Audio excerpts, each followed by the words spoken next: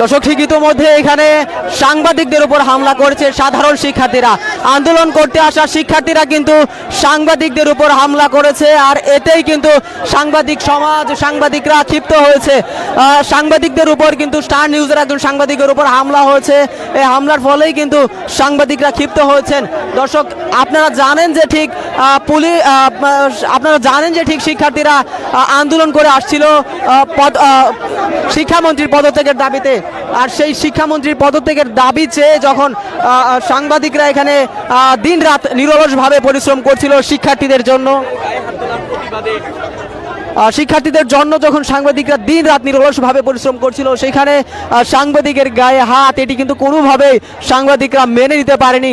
অর্থাৎ দর্শক আপনাদেরকে ঠিক ইতিমধ্যেই যুক্ত করেছি রাজধানী ঢাকার সচিবালয় এরিয়া থেকে, এবং সেই সচিবালয় প্রাঙ্গণেই দেখাচ্ছে এখানে কিন্তু সাংবাদিকদের উপর হামলা হয়েছে এবং সাংবাদিকরা সেই হামলার প্রতিবাদ জানাচ্ছেন। তারা কিন্তু ক্ষিপ্ত হয়েছেন। দর্শক যেমনটি দেখতেই পাচ্ছেন, আমরা যেমনটি জানতে পেরেছি আসলে একজন স্টার নিউজের সাংবাদিকের উপর হামলা করা হয়েছে।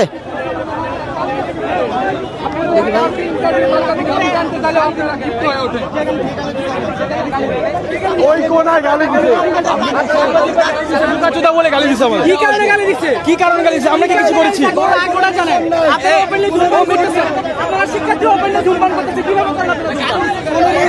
আপনারা কিভাবে ধূমপান করেন ওপেনলি?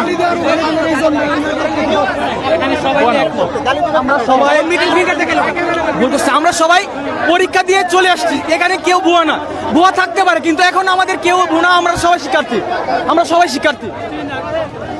দর্শক যেমনটি দেখছেন যে আসলে সাংবাদিকরা কিন্তু তাদের কার্যক্রম বয়কট করেছে, এবং শিক্ষার্থীদের এই আন্দোলন বা এই কার্যক্রমকে কিন্তু বয়কট করে সাংবাদিকরা ঠিক ইতিমধ্যে শিক্ষার্থীদের এই কার্যক্রম রেখে চলে যাচ্ছেন। দর্শক যেমনটি দেখতে পাচ্ছেন, ঠিক ইতিমধ্যে যেমনটি বলছিলাম, শিক্ষার্থীরা কিন্তু শিক্ষামন্ত্রীর পদত্যাগের দাবিতে আন্দোলন করছিল গত 3 দিন ধরে, আর তারই ধারাবাহিকতায় আজকেও কিন্তু আন্দোলন চলমান রয়েছিল।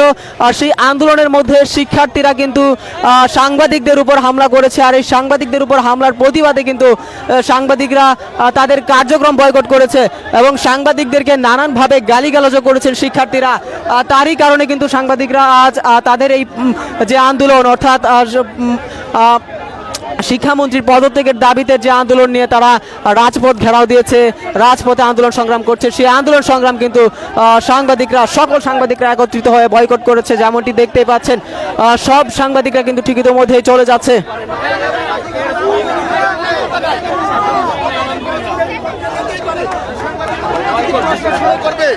তাদের প্রশ্ন বিপক্ষে গেলেই তারা উগ্র হয়ে সাংবাদিকদের উপর হামলা করতেছে, অথচ আন্দোলনে আসছে 10 জন, সবগুলা 33 পাস করতেছে।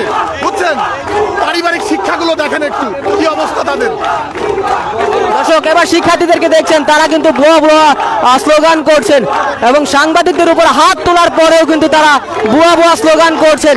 অর্থাৎ তারা কিন্তু যেমন ভাবে ক্ষিপ্ত হয়েছেন এবং দেশের পরিস্থিতিকে কিন্তু তারা অস্থিতিশীল করার একটি প্রক্রিয়ার মধ্যে রয়েছে, যেখানে তারা কিন্তু সাংবাদিকদের উপর হাত তুলেছে। দর্শক, এবং সাংবাদিকদের উপর হাত তোলার পর তারা কিন্তু এখন সাংবাদিকদেরকে ভুয়া বলে স্লোগান করছে। সাংবাদিকদের উপর হাত তোলার পর সাংবাদিকরা কিন্তু তাদের কার্যক্রম বয়কট করেছে এবং প্রতি সাংবাদিককেই কিন্তু প্রত্যেক জায়গা থেকে ক্যামেরা নামিয়ে ফেলেছে।